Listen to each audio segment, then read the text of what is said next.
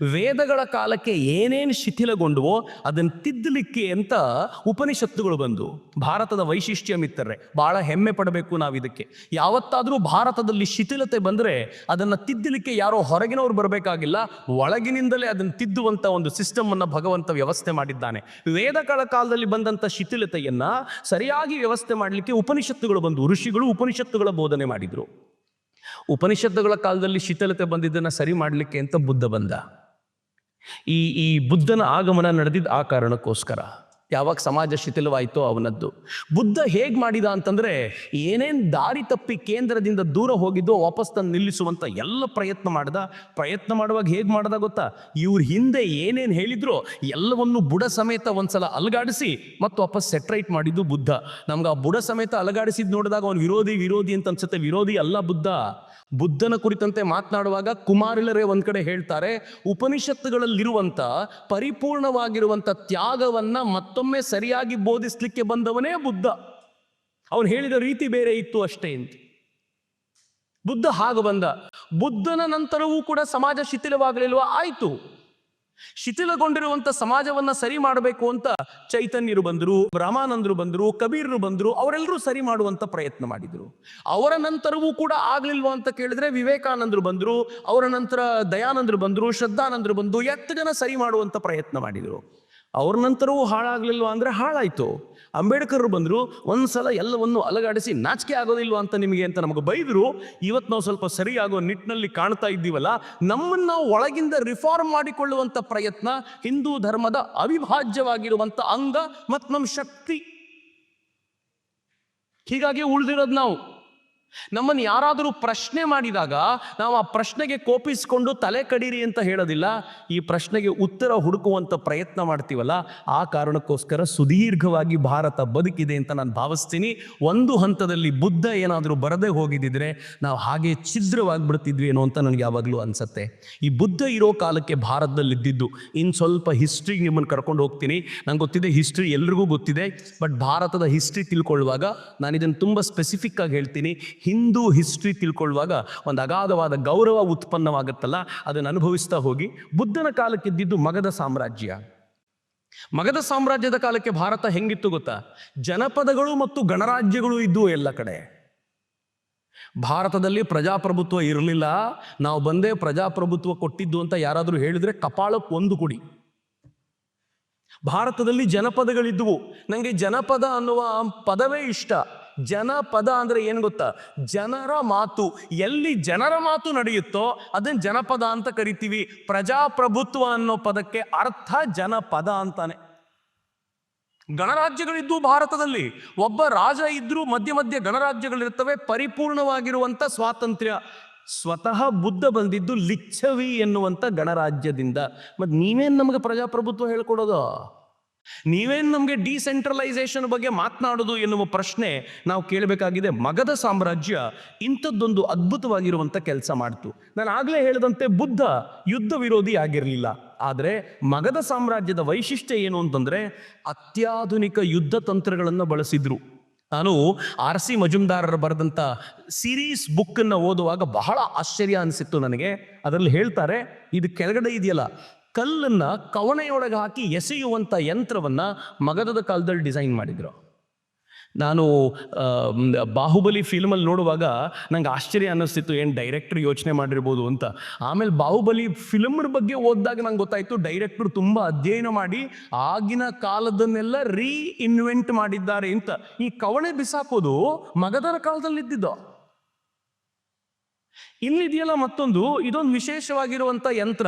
ಈ ಯಂತ್ರದ ಅವರು ಎಕ್ಸ್ಪ್ಲೈನ್ ಮಾಡಿರುವ ಯಂತ್ರದ ಚಿತ್ರ ಸಿಗಲಿಲ್ಲ ನನಗೆ. ನಾನು ಸಿಕ್ಕಿರೋ ಚಿತ್ರ ನಿಮ್ಗೆ ತೋರಿಸೋಣ ಅಂತ ತೊಗೊಂಡು ಬಂದಿದ್ದೀನಿ. ಆ ಮುಂದೆ ಇದೆಯಲ್ಲ, ಅದು ಸ್ಪೀಡಾಗಿ ತಿರುಗ್ತಾ ಇರುತ್ತೆ. ನಾನು ಹೋಗ್ತಾ ಇರಬೇಕಾದಾಗ ಎದುರಿಗೆ ಯಾರು ಸಿಗುತ್ತೋ ಅವ್ರನ್ನೆಲ್ಲ ಕಟ್ ಮಾಡ್ಕೊಳ್ತಾ ಹೋಗತ್ತೆ. ಮತ್ತು ಇಡೀ ಯಂತ್ರ ಹಿಂದೆ ಕುದುರೆ ಇಲ್ಲಿ ಕಟ್ಟಿದ್ದಾರೆ. ಅದು ಕುದುರೆ ಇಲ್ಲದೆ, ಯಾರೂ ಇಲ್ಲದೆ ಚಾಲನೆ ಮಾಡುವಂಥ ಯಂತ್ರ ಆಗಿತ್ತು ಅಂತ ಅದ್ರ ಬಗ್ಗೆ ಹೇಳ್ತಾರೆ. ಆರ್ ಸಿ ಮಜುಮ್ದಾರರು ಅದ್ರ ಕುರಿತಂತೆ ಬರಿಬೇಕಾದಾಗ ಅವರು ಸೀರೀಸ್ ವಾಲ್ಯೂಮ್ನಲ್ಲಿ ಕೆ ಎಂ ಮುನ್ಷಿ ಅವರು ಎಡಿಟ್ ಮಾಡಿರುವಂಥ ಆ ಸೀರೀಸ್ ವಾಲ್ಯೂಮ್ನಲ್ಲಿ ಏನು ಹೇಳ್ತಾರೆ ಅಂತಂದರೆ, ಬಹುಶಃ ಒಳಗೆ ಯಾರೋ ಕೂತಿರ್ತಿದ್ದ ಅನ್ಸುತ್ತೆ, ಅವ್ರ ಮೇಲ್ನೋಟಕ್ಕೆ ಇದು ಯಾರೂ ಕಾಣೋದಿಲ್ಲ ಅಂತ ಹಿಂಗೆ ಬರೆದಿರ್ಬೋದು ಅಂತ ಅವ್ರು ತೇಪೆ ಹಚ್ಚುವಂಥ ಪ್ರಯತ್ನ ಮಾಡ್ತಾರೆ. ಯಾಕೆ ಅಂತಂದರೆ, ಯಾರೂ ಇಲ್ಲದೆ ಓಡುವಂಥ ಒಂದು ವ್ಯವಸ್ಥೆಯನ್ನು ನಾವು ರೂಪಿಸಿದ್ವಾ ಅನ್ನೋದು ನಮಗೆ ನಂಬಲಿಕ್ಕೆ ಸಾಧ್ಯ ಇಲ್ಲದೆ ಇರುವಂಥ ಸಂಗತಿ ಆಗುತ್ತೆ.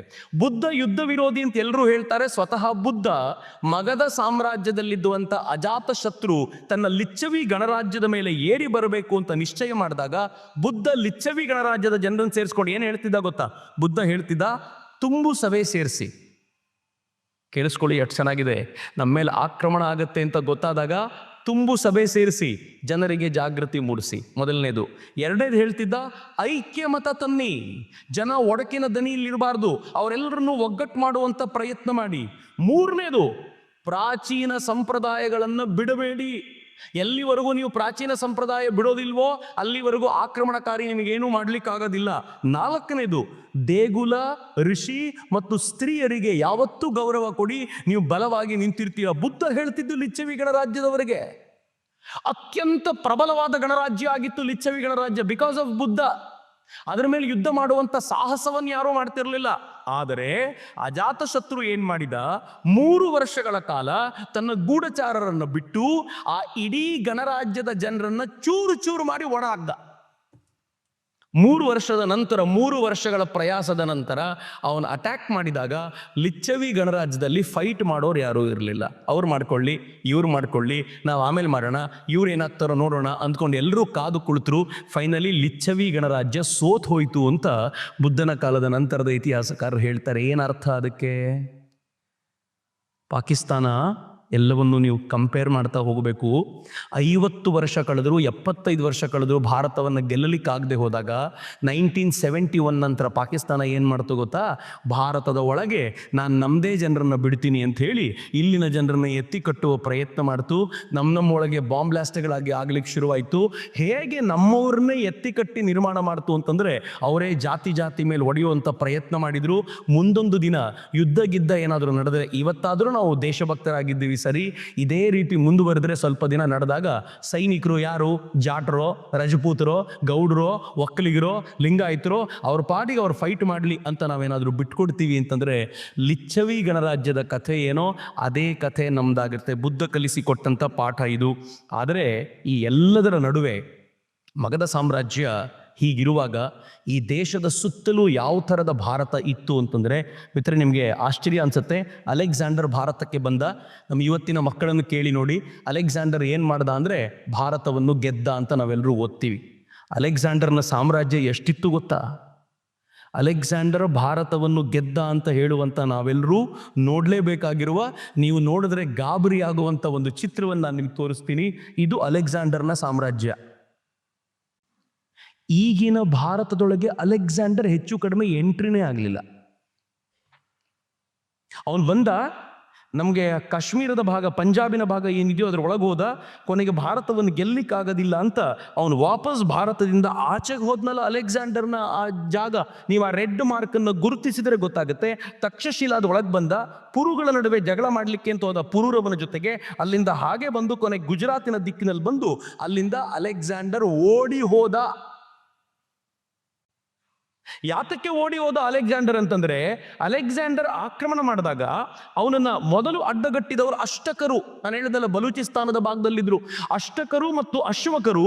ಹೇಗೆ ಅಲೆಕ್ಸಾಂಡರ್ನ ಅಡ್ಡಗಟ್ಟಿದ್ರು ಅಂತಂದ್ರೆ, ಪರ್ಷಿಯಾ ಗೆದ್ದು ಬಂದಿದ್ದ ಅಲೆಕ್ಸಾಂಡರ್ನ ಬರೀ ಅಷ್ಟಕರು 30 ದಿನಗಳ ಕಾಲ ಒಳಗೆ ಕಾಲಿಡ್ದಂಗೆ ಹಿಡಿದಿದ್ರು. 90,000 ಸೈನಿಕರಿದ್ರೆ ಒಂದು ಅಷ್ಟಕರ ಬಳಿ ಎಷ್ಟಿದ್ದಿರ್ಬೋದು ಮಹಾ, ಆದರೆ 30 ದಿನಗಳ ಕಾಲ ಹೋರಾಟ. ಅಶ್ಮಕರು ಮರ್ಮಾಘಾತ ಕೊಟ್ಟರು ಬಲೂಚಿಸ್ತಾನದವರು. 40 ಅವನು ಸಂಧಾನ ಮಾಡಿಕೊಂಡು ಎಲ್ಲರನ್ನೂ ಒಂದ್ ಕಡೆ ಸೇರಿಸ್ದ. 40,000 ಜನರ ಬರ್ಬರ ಹತ್ಯೆ ಮಾಡ್ದ. ಇತಿಹಾಸ ಎಲ್ಲೂ ಉಲ್ಲೇಖ ಮಾಡೋದಿಲ್ಲ. ಪುರೂರವ ಬಂದ, ಅಲೆಕ್ಸಾಂಡರ್ಗೆ ತೋರಿಸಿಕೊಟ್ಟ ಭಾರತದ ಒಬ್ಬ ಯೋಧ ಅಂದ್ರೆ ಹೇಗಿರ್ತಾನೆ ಅಂತ. ಅಲೆಕ್ಸಾಂಡರ್ಗೆ ಗೊತ್ತಾಯ್ತು ಇನ್ನು ನಾನು ಬರೋದು ಕಷ್ಟ ಅಂತ. ಅಲೆಕ್ಸಾಂಡರ್ ಏನ್ ಮಾಡ್ದ, ಪುರೂರವನವರೆಗೂ ಬಂದವನು ಇನ್ನು ಮುಂದಕ್ಕೆ ಹೋಗಬೇಕು ಅಂತ ತನ್ನ ಸೈನಿಕರಿಗೆ ಹೇಳ್ದ. ಸೈನಿಕರಿಗೆ ಗೊತ್ತಿತ್ತು, ಇನ್ನು ಮುಂದಕ್ಕೆ ಹೋಗಬೇಕು ಅಂದರೆ ದೊಡ್ಡದೊಂದು ಮಗಧ ಸಾಮ್ರಾಜ್ಯ ಇದೆ, ಇಲ್ಲಿವರೆಗೆ ಭಾರತೀಯರು ಹಿಂಗಿದ್ದಾರೆ, ಸಣ್ಣ ಪುಟ್ಟ ಗಣರಾಜ್ಯಗಳು, ಇನ್ನು ದೊಡ್ಡ ಮಗಧ ಸಾಮ್ರಾಜ್ಯಕ್ಕೆ ಹೋದರೆ ನಮ್ಮ ಕತೆ ಏನಾಗ್ಬೋದು, ತುಂಬ ದಿನ ಆಗಿದೆ ಮನೆ ಬಿಟ್ಟು, ನಾವು ವಾಪಸ್ ಹೋಗಬೇಕು ಅಂತ. ಗ್ರೀಕ್ ಇತಿಹಾಸಕಾರನ್ನು ಓದಿದರೆ ನಿಜವಾಗ್ಲೂ ಗೂಸ್ ಬಂಪ್ಸ್ ಬರುತ್ತೆ. ನನಗೆ ಪ್ರತಿ ಬಾರಿ ನಂಗೆ ತುಂಬ ಜನ ಕೇಳ್ತಾರೆ, ಏನು ಭಾರತದ ಮೇಲೆ ಇಷ್ಟು ಪ್ರೀತಿ ಅಂತ, ಹೆಂಗ್ರಿ ಪ್ರೀತಿ ಇಟ್ಕೊಳ್ಳದೆ ಇರಲಿ? ಇದೊಂದು ಹೇಳಿ ರಾಷ್ಟ್ರ ಅಲ್ಲ ರೀ. ಈ ರಾಷ್ಟ್ರ ಹೇಗಿತ್ತು ಅಂತಂದ್ರೆ, ಜಗತ್ತನ್ನ ಗೆಲ್ತೀನಿ ಅಂತ ಹೊರಟ ಅಲೆಕ್ಸಾಂಡರ್ನಿಗೆ ಜಗತ್ತನ್ನ ಗೆಲ್ಲುವ ಕನಸನ್ನ ನುಚ್ಚು ನೂರು ಮಾಡಿ ಕಳಿಸಿದಂತ ಒಂದು ಘನವಾದ ರಾಷ್ಟ್ರದ ಪ್ರಜೆ ನಾನು ಯಾಕೆ ಬೇಜಾರು ಮಾಡ್ಕೋಬೇಕು? ನಾನು ಯಾಕೆ ಹೆಮ್ಮೆ ಪಡಬಾರದು ಹೇಳಿ? ಹೇಗಿತ್ತು ಅಂತಂದ್ರೆ, ಅವ್ನು ಇಲ್ಲಿಗೆ ಬಂದು ಆ ಗ್ರೀಕ್ ಇತಿಹಾಸಕಾರರು ಹೇಳ್ತಾರೆ, ಸೈನಿಕರು ವಾಪಸ್ ಹೋಗಬೇಕು ಅಂತ ನಿಶ್ಚಯ ಮಾಡಿದ್ದಾರೆ, ಅವ್ರು ನಿನ್ನ ಜೊತೆ ಬರೋದಿಲ್ವಂತೆ, ಅಲೆಕ್ಸಾಂಡರ್ನ ಜೊತೆ ಬರೋದಿಲ್ವಂತೆ ಅಂತ. ಅಲೆಕ್ಸಾಂಡರ್ ಒಂದು ಭಾಷಣ ಮಾಡ್ತಾನಾಗ, ಏನು ಭಾಷಣ ಮಾಡ್ತಾನೆ ಗೊತ್ತಾ? ಇಷ್ಟು ಗೆದ್ಬಿಟ್ಟಿದ್ದೀವಿ, ಇನ್ನೊಂದು ನದಿ ದಾಟಿದ್ರೆ ಭಾರತ ಅಪಾರವಾಗಿರುವ ಧನ ಸಂಪತ್ತು ನಮ್ದಾಗತ್ತೆ, ನೀವು ಹೂ ಅಂದರೆ ನೀವು ವಾಪಸ್ ಹೋಗಬೇಕು ಅಂದರೆ ನಿಮ್ಮ ಜೊತೆ ಬರ್ತೀನಿ, ನೀವು ಹೂ ಅಂದರೆ ನಿಮ್ಮ ಜೊತೆ ಯುದ್ಧಕ್ಕೂ ನಾನು ನಿಲ್ತೀನಿ, ಹೋಗೋಣ ಅಂತ ಪವರ್ಫುಲ್ ಸ್ಪೀಚ್. ಆ ಪವರ್ಫುಲ್ ಸ್ಪೀಚ್ ಮುಗಿದ ಮೇಲೆ ಸೈನಿಕರು ಹೇಳಿದ್ರಂತೆ, ಸ್ಪೀಚ್ ಚೆನ್ನಾಗಿತ್ತು, ಹೋಗೋಣ ವಾಪಸ್ ಅಂತ. No one was ready. Alexander ವಾಪಸ್ ಹೋಗಬೇಕು ಅಂತ ನಿಲ್ತಾನೆ. ವಾಪಸ್ ಹೋಗಬೇಕು ಅಂತ ಅಲೆಕ್ಸಾಂಡರ್ ನಿಂತರೆ ಈ ಭಾಗದಲ್ಲಿ ಒಂದು ಘಟನೆ ನಡೆಯುತ್ತೆ. ಅಲೆಕ್ಸಾಂಡರ್ನ ಈ ಜಾಗಕ್ಕೆ ಹೋಗ್ಬೇಕಾದಾಗ ಇದೇ ವಾಪಸ್ ರೂಟ್ನಲ್ಲಿ ಮಧ್ಯದಲ್ಲಿ ಅಲೆಕ್ಸಾಂಡರ್ನ ತಡಿಬೇಕು ಅಂತ ಈ ಮಾಳವರು, ಕ್ಷುದ್ರಕರು, ಅರ್ಜುನಾಯನರು, ಸೋಗ್ಮಿಗಳು, ಮಸಾದರು ಅಂತ ಒಂದು ಜನಾಂಗ ಹೆಂಗೆ ತಡಿತಾರೆ ಅಂತಂದರೆ, ಅಲೆಕ್ಸಾಂಡರ್ನ ಮೇಲೆ ಒಂದು ಅಟ್ಯಾಕ್ ಆಗುತ್ತೆ, ಅಲೆಕ್ಸಾಂಡರ್ನ ಎದೆಗೆ ಬಾಣ ನಾಟತ್ತೆ, ಅಲೆಕ್ಸಾಂಡರ್ ಯುದ್ಧದ ನಡುವೆ ಕುಸಿದು ಬೀಳ್ತಾನೆ ರಕ್ತ ಹರಿಸ್ಕೊಂಡು. ಆ ಯುದ್ಧದ ನಡುವೆ ಅವನ ಸೈನಿಕನೊಬ್ಬ ಎತ್ಕೊಂಡು ಹೋಗಿ ಅವನನ್ನು ಡೇರಿಯಲ್ಲಿ ಮಲಗಿಸ್ಕೊಳ್ತಾನೆ. ಬಾಣವನ್ನು ತೆಗೆದು ಅವನಿಗೆ 1 ತಿಂಗಳುಗಳ ಕಾಲ ಚಿಕಿತ್ಸೆ ಮಾಡಿ ಕೊನೆಗೆ ಅಲೆಕ್ಸಾಂಡರ್ ಏನು ಮಾಡ್ತಾನೆ ಗೊತ್ತಾ? ಆ ಮಸಾಗ ಜನಾಂಗದವರನ್ನು ಕರೆಸಿ ತನ್ನ ಜನರ ಜೊತೆ ಸ್ಪೋರ್ಟ್ಸ್ ಎಲ್ಲ ಆಡಿಸಿ, ನನಗೆ ಹೋಗ್ಲಿಕ್ಕೆ ತೊಂದರೆ ಕೊಡಬೇಡಿ, ನಾನು ಭಾರತದಲ್ಲಿಲ್ಲ, ನಾನು ಭಾರತ ಬಿಟ್ಟು ಹೋಗ್ತಿದ್ದೀನಿ ಅಂತ ನನ್ನ ದೇಶವನ್ನು ಬಿಟ್ಟು ಅಲೆಕ್ಸಾಂಡರ್ ಹೋಗ್ತಾನಲ್ಲ, ಇದು ಭಾರತೀಯರ ಸಾಹಸ. ಎಲ್ಲಿ ಹೇಳಿದಾರ್ರಿ ಈ ಸಾಹಸವನ್ನು? ನಮ್ಗೆ ಈ ಸಾಹಸವನ್ನು ಯಾರೂ ಹಿಂಗೆ ಪರಿಚಯ ಮಾಡಿಕೊಡ್ಲೇ ಇಲ್ಲ. ಇನ್ಫ್ಯಾಕ್ಟ್ ಈ ಪರಿಚಯ ಮಾಡಿದ್ರೆ ಏನು ಹೇಳ್ತಾರೆ ಗೊತ್ತಾ? ಈ ಪರಿಚಯಕ್ಕೆಲ್ಲ ಪ್ರೂಫ್ ಇಲ್ಲ. ಪ್ರೂಫ್ ಇಲ್ಲ ಅಂತಂದ್ರೆ ಏನರ್ಥ ಗೊತ್ತಾ? ಮುಸಲ್ಮಾನರ ಬಗ್ಗೆ ಅವರದ್ದೇ ಲೇಖಕರು ಹೇಳಿದ ಪ್ರೂಫ್, ಅಲೆಕ್ಸಾಂಡರ್ ಬಗ್ಗೆ ಟೊಲೆಮಿ ಹೇಳಿದ ಪ್ರೂಫ್, ಆದರೆ ಭಾರತೀಯರ ಕುರಿತಂತೆ ಭಾರತೀಯ ಲೇಖಕರು ಬರೆದಿಟ್ಟಿದ್ದು ಪ್ರೂಫ್ ಆಗೋದಿಲ್ಲ. ಅದು ತಮ್ಮ ರಾಜನನ್ನು ಹೊಗಳಲಿಕ್ಕೆ ಬರ್ಕೊಂಡು, ಏನು ಚಂದರಿ ಇವರದ್ದು. ಆದರೆ ಅದೃಷ್ಟವಶಾತ್ ಅಲೆಕ್ಸಾಂಡರ್ನ ವಿಚಾರ ಆಗಿ ಬರೆದಿರೋದೆಲ್ಲ ಅವನದ್ದೇ ಲೇಖಕರಾಗಿರೋದ್ರಿಂದ ಇದನ್ನೂ ಕೂಡ ಅವನದ್ದೇ ಲೇಖಕರು ಹೇಳ್ತಾರೆ. ಅಲೆಕ್ಸಾಂಡರ್ ಬಂದು ಹೋಗುವ ವೇಳೆಗೆ ಭಾರತ ಎಲ್ಲ ಕಡೆಯಲ್ಲಿ ಚೂರಾಗಿ ನಿಂತಿತ್ತು. ಅಲೆಕ್ಸಾಂಡರ್ ಭಾರತದ ಎಂಟ್ರಿಗೆ ಬಂದು ಹೋಗಿದ್ದು ಇಡೀ ಭಾರತದ ಎದೆಯನ್ನು ಅಲಗಾಡಿಸಿತ್ತು. ಆಗ ತಕ್ಷಶಿಲಾದಲ್ಲಿ ಒಬ್ಬ ಪ್ರೊಫೆಸರ್ ಇದ್ದರು. ಆ ಪ್ರೊಫೆಸರ್ಗೆ ಆಲೋಚನೆ ಬಂತು, ಭಾರತವನ್ನು ಇನ್ನೂ ಗಣರಾಜ್ಯ ಜನಪದ ಅಂತಿಟ್ಟರೆ ಆಗೋದಿಲ್ಲ, ಒಬ್ಬ ಚಕ್ರವರ್ತಿ ಅಡಿಯಲ್ಲಿ ಭಾರತವನ್ನು ತರಬೇಕಾಗಿದೆ. ಮಗಧ ಸಾಮ್ರಾಜ್ಯದಲ್ಲಿ ನಂದರಿದ್ದಾರೆ, ದುಷ್ಟ ರಾಜರು, ಅವರನ್ನು ತೆಗೆದೊಗೆದು ಒಬ್ಬ ಸಮರ್ಥವಾಗಿರುವ ರಾಜನನ್ನು ತರಬೇಕು ಅಂತ ನಿಶ್ಚಯ ಮಾಡಿದವನು ಆಚಾರ್ಯ ಚಾಣಕ್ಯ. ಅಲೆಕ್ಸಾಂಡರ್ ನಂತರ ನಿಶ್ಚಯ ಅದು. ಚಾಣಕ್ಯ ನಿಶ್ಚಯ ಮಾಡಿದ್ರು, ಯಾರನ್ನು ತರಬೇಕು ಅಂತ ಯೋಚನೆ ಮಾಡುವಾಗ ಒಬ್ಬ ಸಾಮಾನ್ಯ ವ್ಯಕ್ತಿ ಚಂದ್ರಗುಪ್ತ ಅನ್ನೋ ಸಾಮಾನ್ಯ ಹುಡುಗ ಸಿಕ್ಕಿದ. ಅವನನ್ನು ತಕ್ಷಶಿಲಾಕ್ಕೆ ಕರ್ಕೊಂಡೋದ್ರು. ತಕ್ಷಶಿಲಾದಲ್ಲಿ ಅಧ್ಯಯನ ಮಾಡಿಸಿದ್ರು, ಅವನಿಗೆ ಚೆನ್ನಾಗಿ ಟ್ರೈನ್ ಮಾಡಿದ್ರು. ಟ್ರೈನ್ ಮಾಡಿದ ನಂತರ ಅಲೆಕ್ಸಾಂಡರ್ ಅಷ್ಟೊತ್ತಿಗೆ ತೀರಿಕೊಂಡ. ಅಲೆಕ್ಸಾಂಡರ್ ತೀರಿಕೊಂಡಿದ್ದ ತಕ್ಷಣ ಚಂದ್ರಗುಪ್ತ ಮೌರ್ಯ ಏನು ಮಾಡಿದ ಗೊತ್ತಾ? ಅಲೆಕ್ಸಾಂಡರ್ ಯಾವ್ಯಾವ ಪ್ರಾಂತವನ್ನು ವಶಪಡಿಸ್ಕೊಂಡಿದ್ನೋ ಅವರೆಲ್ಲರೂ ತಮ್ಮನ್ನು ತಾವು ಸ್ವತಂತ್ರ ಅಂತ ಘೋಷಿಸ್ಕೊಂಡ್ರು. ತಕ್ಷಣ ಇವನೇನು ಮಾಡ್ದ? ಸ್ವತಂತ್ರ ಅಂತ ಯಾರ್ಯಾರು ಘೋಷಿಸ್ಕೊಂಡ್ರು ಅವ್ರನ್ನ ತಾನು ಗೆದ್ದುಬಿಟ್ಟ. ಗೆದ್ದವನು ಏನು ಮಾಡಿದ? ಮಧ್ಯಭಾಗಕ್ಕೆ ನುಗ್ಗಿ ಮಗಧ ಸಾಮ್ರಾಜ್ಯದಲ್ಲಿರುವಂಥ ನಂದರನ್ನು ಕಿತ್ತೊಗೆದು ಒಂದು ಮೌರ್ಯ ಸಾಮ್ರಾಜ್ಯವನ್ನು ಸ್ಥಾಪಿಸಿದ. ಅದ್ಭುತವಾಗಿರುವಂಥ ಶ್ರೇಷ್ಠವಾಗಿರುವಂಥ ಮೌರ್ಯ ಸಾಮ್ರಾಜ್ಯ. ಈ ಸಾಮ್ರಾಜ್ಯ ಹೇಗೆ ಬೆಳೀತು ಅಂತಂದರೆ, ರಾಜಕೀಯ ಏಕತೆಯನ್ನು ನಿರ್ಮಾಣ ಮಾಡಿಕೊಡ್ತು, ಸೈನ್ಯಕ್ಕೆ ಚೈತನ್ಯ ತುಂಬಿತು. ಮಿತ್ರರೆ, ಸೈನಿಕರಿಗೆ ಒಂದು ಚೈತನ್ಯ ಯಾವಾಗಲೂ ಬೇಕು. ಆ ಚೈತನ್ಯ ಹೆಂಗೆ ಬರುತ್ತೆ ಗೊತ್ತಾ? ಯುದ್ಧ ಗೆಲ್ಲೋದ್ರಿಂದ ಬರುತ್ತೆ. ನೀವು ಒಂದು ಯುದ್ಧ ಸೋತ್ರೆ ಸೈನಿಕರ ಚೈತನ್ಯ ಉಡುಗಿ ಹೋಗುತ್ತೆ. ಆಗ ರಾಜನಾಗಿರೋ ಒಂದು ದೊಡ್ಡ ಸವಾಲು ಏನು ಅಂತಂದರೆ, ಒಂದು ಚಿಕ್ಕ ಚಿಕ್ಕ 4 ಯುದ್ಧವನ್ನು ಗೆದ್ದು ನನ್ನ ಸೈನಿಕರಿಗೆ ಒಂದು ಶಕ್ತಿನ ತುಂಬಬೇಕು ಅಂತ ಇಡೀ ಭಾರತದ ವಾಯವ್ಯ ಭಾಗದ ದನಿ ಉಡುಗೋಗಿತ್ತು. ಅಲೆಕ್ಸಾಂಡರ್ನ ಮುಂದೆ ಬಗ್ಗಬಿಟ್ಟಿದೆಯಲ್ಲ ವಾಯವ್ಯ ಭಾಗ, ಇದನ್ನು ಮತ್ತೆ ಗಟ್ಟಿ ಮಾಡಲಿಕ್ಕೆ ಯಾರಾದರೂ ಬೇಕಾಗಿತ್ತು. ಚಂದ್ರಗುಪ್ತ ಮೌರ್ಯ ಅದ್ಭುತವಾಗಿರುವಂಥ ಸಾಧನೆ ಮಾಡ್ದ. ನಿಮ್ಗೆ ಬಹುಶಃ ಅರ್ಥ ಆಗೋದು ಕಷ್ಟ, ಆದರೆ ನಾನು ಹೇಳ್ತೀನಿ. 1962ನಲ್ಲಿ ಚೀನಾ ಭಾರತದ ಮೇಲೆ ಆಕ್ರಮಣ ಮಾಡ್ತು. The great Jawaharlal Nehru, the first prime minister of India ಅಂತ ಕರ್ಕೊಳ್ಳಲ್ಪಡುವಂಥ ಜವಾಹರ್ಲಾಲ್ ನೆಹರು ಹಿಂದೂ ಚೀನಿ ಬಾಯ್ ಬಾಯ್, ಹಿಂದೂ ಚೀನಿ ಬಾಯ್ ಬಾಯ್ ಅಂತ ಕೂರ್ತಿದ್ರು. ನಮ್ಮ ಸೈನಿಕರ ಮೇಲೆ ಅಟ್ಯಾಕ್ ಮಾಡ್ತು ಚೀನಾ. ಅಟ್ಯಾಕ್ ಮಾಡಿ ಏನು ಮಾಡ್ತು ಗೊತ್ತಾ? ಭಾರತದ ಒಳಗೆ ನುಗ್ಗಿ ಅರುಣಾಚಲ್ ಪ್ರದೇಶವನ್ನು ಕಿತ್ಕೊಳ್ತೀನಿ ಅಂತ ನಿಲ್ತು. ಭಾರತದ ಸೇನೆಗೆ ಹೀನಾಯವಾಗಿರುವಂಥ ಸೋಲು ಸಿಕ್ತು. ಯಾವತ್ತೂ ನಾವು ಸೋತಿಲ್ಲ ಯುದ್ಧದಲ್ಲಿ. ಆ ಸೋಲು ಮಾತ್ರ ಭಯಾನಕವಾದ ಸೋಲು. ನನ್ನ ಸೈನಿಕರ ಆಘಾತದಿಂದ ಹೊರಗೆ ಬರಲಿಕ್ಕೆ ಸಾಧ್ಯವೇ ಇರ್ತಿರಲಿಲ್ಲ. ಪುಣ್ಯವಶಾತ್, ಈ ಪದವನ್ನು ಬಳಸ್ತೀನಿ ನಾನು, ಪುಣ್ಯವಶಾತ್ 1965ರಲ್ಲಿ ಪಾಕಿಸ್ತಾನ ತಂಟೆ ಮಾಡಿ ದಾಳಿ ಮಾಡ್ತು. ಆಗ ಜವಾಹರ್ಲಾಲ್ ನೆಹರು ಇರಲಿಲ್ಲ, ಲಾಲ್ ಬಹದ್ದೂರ್ ಶಾಸ್ತ್ರಿ ಇದ್ರು. ಲಾಲ್ ಬಹದ್ದೂರ್ ಶಾಸ್ತ್ರಿ ನಮ್ಮ ಸೇನೆಗೆ ಹೇಳಿದ್ರು, ಫುಲ್ ಫ್ರೀಡಮ್, ಜಗತ್ತಿಗೆ ಏನು ಉತ್ತರ ಕೊಡಬೇಕೋ ನಾನು ಕೊಟ್ಕೊಳ್ತೀನಿ, ಏನು ಮಾಡಬೇಕೋ ನೀವು ಮಾಡಿ ಮುಗಿಸಿ ಅಂತ. ನಮ್ಮ ಸೈನಿಕರಿಗೆ ಅಷ್ಟೇ ಬೇಕಿತ್ತು. ಆ ಸೋಲಿನಿಂದ ಹೊರಗೆ ಬರಬೇಕಾಗಿರುವಂಥ ಅವಶ್ಯಕತೆ ಇತ್ತಲ್ಲ, ಒಂದು ಗೆಲುವು ಬೇಕಿತ್ತಲ್ಲ. ಹುಚ್ಚು ನಾಯಿ ಬಡದಂತೆ ಪಾಕಿಸ್ತಾನವನ್ನು ಬಡಿಬೇಕು ಅಂತ ಅವ್ರು ಕಾಯ್ತಿದ್ರು. ಸೋಲುವವರು ಯಾರಾದರೂ ಬೇಕಿತ್ತು ಅವರಿಗೆ. ಪಾಕಿಸ್ತಾನವನ್ನು ಹೆಂಗೆ ಬಡಿಯಲಾಯಿತು 1965 ವಾರ್ನಲ್ಲಿ ಅಂತಂದರೆ, ಅದನ್ನು ವಾರ್ ಆಫ್ ಟ್ಯಾಂಕ್ಸ್ ಅಂತ ನಾನು ಕರೀಲಿಕ್ಕೆ ಇಚ್ಛೆ ಪಡ್ತೀನಿ. ನಮ್ಮ ಹತ್ರ ಅತ್ಯಂತ ಹಳೆಯ ಪೆಟನ್ ಟ್ಯಾಂಕ್ಗಳಿದ್ವು, ಪಾಕಿಸ್ತಾನದತ್ತ ಸೆಂಚುರಿಯನ್ ಟ್ಯಾಂಕ್ಗಳಿದ್ವು. ಆ ಸೆಂಚುರಿಯನ್ ಟ್ಯಾಂಕನ್ನು ಅತ್ಯಾಧುನಿಕ ಟ್ಯಾಂಕ್ ಅಂತ ತಗೊಂಡು ಭಾರತಕ್ಕೆ ಬರಬೇಕಾದಾಗ ಭಾರತಕ್ಕೆ ಅಂದಾಜಿರಲಿಲ್ಲ ಹೇಗೆ ಅಟ್ಯಾಕ್ ಮಾಡೋದು ಅಂತ. ಆ ಅಟ್ಯಾಕಿನಲ್ಲಿ ಭಾರತ ತನ್ನ ಟ್ಯಾಂಕ್ಗಳನ್ನು ಅವ್ರ ಎದುರುಗಡೆ ನಿಲ್ಲಿಸಿ ಯುದ್ಧ ನಡೆಸಿ ಪಾಕಿಸ್ತಾನದ ಟ್ಯಾಂಕ್ಗಳನ್ನು, ಪ್ಯಾಟರ್ನ್ ಟ್ಯಾಂಕ್ಗಳನ್ನು ಹೇಗೆ ಉರುಳಿಸಿ ಬೀಳಿಸ್ತು ಅಂತಂದರೆ, 100ಕ್ಕೂ ಹೆಚ್ಚು ಟ್ಯಾಂಕ್ಗಳು ಪಾಕಿಸ್ತಾನದ್ದು ಪಂಜಾಬಿನ ಗಡಿಯಲ್ಲಿ ನಿಶ್ಚೇಷ್ಟಿತವಾಗಿ ಬಿದ್ದಿತ್ತು. ಲಾಲ್ ಬಹದ್ದೂರ್ ಶಾಸ್ತ್ರಿ ಅದನ್ನು ನೋಡ್ಲಿಕ್ಕೆ ಹೋಗಿ ಏನಂತಾರೆ ಗೊತ್ತಾ? ಏನಪ್ಪ, ಒಂದೇ ಕಡೆ ಇಷ್ಟು ಹಳ್ಳಿಯಿಂದ ಬಂದಿರೋ ನಾನು ಒಂದು ಎತ್ತಿನ ಬಂಡಿ ಕೂಡ 100 ನೋಡಲಿಲ್ಲ, ನೀವು ಪಾಕಿಸ್ತಾನದ ಟ್ಯಾಂಕ್ ಉರುಳಿಸಿದ್ದೀರಲ್ಲ, ಜೈ ಜವಾನ್ ಜೈ ಕಿಸಾನ್ ಅನ್ನುವಂಥ ಘೋಷಣೆಯನ್ನು ಮೊಳಗಿಸಿದ್ದು ಆಗ. ಇಮ್ಯಾಜಿನ್ ಮಾಡಿ ಹೆಂಗಿರ್ಬೋದು. ಇದನ್ನು ಕೇಳಿದರೆ ನಮಗೇ ಉತ್ಸಾಹ ಬರುತ್ತೆ. ಇನ್ನು ಯುದ್ಧದ ನಡುವೆ ಕಾದಾಡುವಂಥ ಸೈನಿಕನ ಆ ಛಾತಿ ಹೆಂಗುಬ್ಬಬಹುದು. ಅವತ್ತು ಆ ಕೆಲಸವನ್ನು ಚಂದ್ರಗುಪ್ತ ಮೌರ್ಯ ಮಾಡಿದ. ಮೌರ್ಯ ಸಾಮ್ರಾಜ್ಯವನ್ನು ಸ್ಥಾಪಿಸಿದ. ಆದರೆ ಮೌರ್ಯ ಸಾಮ್ರಾಜ್ಯ ಕೊನೆಗೊಳ್ಳುವ ವೇಳೆಗೆ ಭಾರತ ಎಷ್ಟು ವೀಕ್ ಆಗಿತ್ತು ಅಂತಂದರೆ, ಇವೆಲ್ಲ ಇತಿಹಾಸದ ಪಾಠ ಕಲಿಬೇಕು ಅಂತ ನೆನಪಿಸ್ಕೊಡ್ತಿದ್ದೀನಿ. ನಂಗೆ ಗೊತ್ತು ಎಲ್ಲ ಕಥನ ಶೈಲಿಯಲ್ಲಿದೆ, ಆದರೆ ಪಾಠಗಳು ಬಹಳ ಇಂಪಾರ್ಟೆಂಟ್. ಮೌರ್ಯ ಸಾಮ್ರಾಜ್ಯ ಇಷ್ಟು ಬಲವಾಗಿದ್ದ ಸಾಮ್ರಾಜ್ಯ ಕೊನೆಗೊಳ್ಳುವ ವೇಳೆಗೆ ಎಷ್ಟು ವೀಕ್ ಆಗಿತ್ತು ಅಂತಂದರೆ, ಭಾರತದ ಮೇಲೆ ಶಕರು, ಹೂಣರು, ಕುಶಾನರು ಒಬ್ಬರಾದ್ಮೇಲೆ ಒಬ್ಬರು ಆಕ್ರಮಣ ಮಾಡುವಂಥ ಧೈರ್ಯ ಮಾಡಿದ್ರು. ಯಾತಕ್ಕೆ ಹಿಂಗೆ ಅಂತಂದರೆ, ಮೌರ್ಯ ಸಾಮ್ರಾಜ್ಯದ ಕೊನೆಯ ದೊರೆಯಾಗಿ ಹೆಚ್ಚು ಕಡಿಮೆ ಕೊನೆಯವನಲ್ಲ, ಬಟ್ ನಾನು ಕೊನೆ ಅಂತ ಭಾವಿಸ್ತೀನಿ, ಅಶೋಕ ಬಂದ. ಅಶೋಕ ಏನು ಮಾಡಿದ ಗೊತ್ತಾ? ನಾನು ಬುದ್ಧಿಸಮ್ನ ಸ್ವೀಕಾರ ಮಾಡ್ತೀನಿ ಅಂತ ನಿಶ್ಚಯ ಮಾಡಿದಂಥ ಅಶೋಕ ಏನು ಮಾಡಿದ, ತಾನು ಶಾಂತವಾಗಿರ್ತೀನಿ, ಅಹಿಂಸೆಯನ್ನು ಪಾಲಿಸ್ತೀನಿ ಅಂತ ಹೇಳಿಕೊಂಡು ಈ ದೇಶದ ಸೈನಿಕ ವ್ಯವಸ್ಥೆಯನ್ನು ಪೂರ್ತಿ ಹಾಳು ಮಾಡಿದ. ಅಶೋಕ ತೀರಿಕೊಳ್ಳುವುದರೊಂದಿಗೆ ನಿಧಾನವಾಗಿ ಭಾರತ ಚೂರಾಗ್ಲಿಕ್ಕೆ ಶುರುವಾಯಿತು. ಕಂಡವರು ಭಾರತದ ಮೇಲೆ ಆಕ್ರಮಣ ಮಾಡುವಂಥ ಆ ಪರಿಸ್ಥಿತಿಗೆ ಭಾರತ ಹೋಯಿತು ಅಂತ. ಅಂಥ ಸಂದರ್ಭದಲ್ಲಿ ಭಾರತವನ್ನು ಒಟ್ಟು ಮಾಡಿ ಮತ್ತೆ ಗಟ್ಟಿ ಮಾಡಿ ನಿಲ್ಲಿಸಿದವರು, ನಾನು ಹೇಳಿದ ಬಹುತೇಕರು ಯಾರೂ ನಮ್ಮ ಟೆಕ್ಸ್ಟ್ ಬುಕ್ನಲ್ಲಿಲ್ಲ. ಅಶೋಕನ ಉಲ್ಲೇಖ ಭಾಳ ಬರುತ್ತೆ, ಚಂದ್ರಗುಪ್ತ ಮೌರ್ಯನ ಬಗ್ಗೆ ಏನೂ ಬರೋದೇ ಇಲ್ಲ. ಚಾಣಕ್ಯನ ಬಗ್ಗೆ ತುಂಬ ಕಡಿಮೆ ಬರುತ್ತೆ. ಆದರೆ ಈಗ ನಾನು ಏನು ಹೇಳಲಿಕ್ಕೆ ಹೊರಟಿದ್ದೀನಲ್ಲ, ಅವ್ರ ಬಗ್ಗೆ ಅಂತೂ ಏನೂ ಇಲ್ಲ. ಇವತ್ತು ನಾವು ಯಾವುದನ್ನು ಹಿಂದೂ ಧರ್ಮ ಅಂತ ಕರಿತೀವೋ ಅದು ಈ ಯುಗದಲ್ಲಿ ಬಂದಿದ್ದು. ಅದನ್ನು ನಿರ್ಮಾಣ ಮಾಡಿಕೊಟ್ಟವರು, ಭಾರತದ ಸುವರ್ಣ ಯುಗವನ್ನು ಕಟ್ಟಿಕೊಟ್ಟವರು ಗುಪ್ತರು.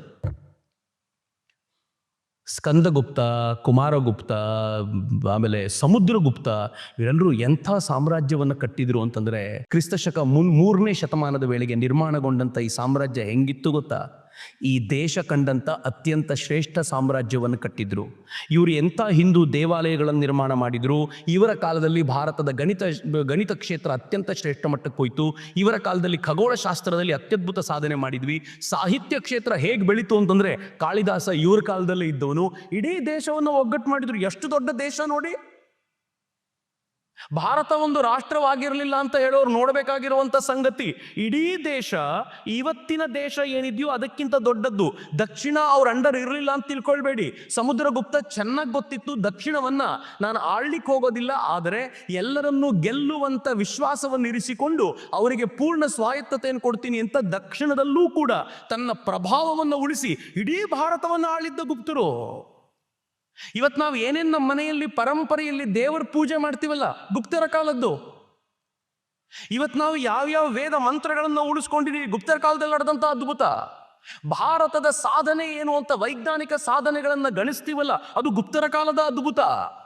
ಭಾರತದ ಅತ್ಯದ್ಭುತವಾಗಿರುವಂತ ಆರ್ಥಿಕ ಸ್ಥಿತಿ ಅದು ಗುಪ್ತರ ಕಾಲದ ಕೊಡುಗೆ. ಗುಪ್ತರು ಎಷ್ಟು ಕೊಡುಗೆ ಕೊಟ್ಟರು ಭಾರತಕ್ಕೆ ಅಂತಂದ್ರೆ, ನಮ್ಮ ಮಕ್ಕಳಿಗೆ ಸಮುದ್ರಗುಪ್ತ ಗೊತ್ತಾ ಅಂತ ಕೇಳಿ ಯಾರಿಗೂ ಗೊತ್ತಿಲ್ಲ ರೀ.